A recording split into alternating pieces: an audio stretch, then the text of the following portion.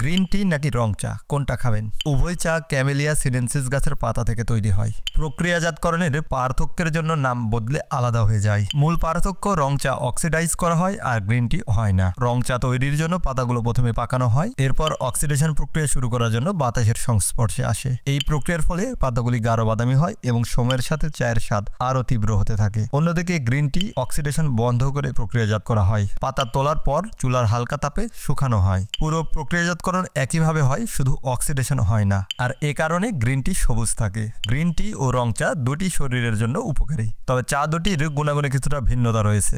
যেমন গ্রিন টিতে অ্যান্টিঅক্সিডেন্টের উপস্থিতি বেশি। অ্যান্টিঅক্সিডেন্টে সমৃদ্ধ হয়, এটি ত্বকের জন্য বেশ উপকারী। যাদের কোষ্ঠকাঠিন্যর সমস্যা আছে তাদের জন্য গ্রিন টি কার্যকর।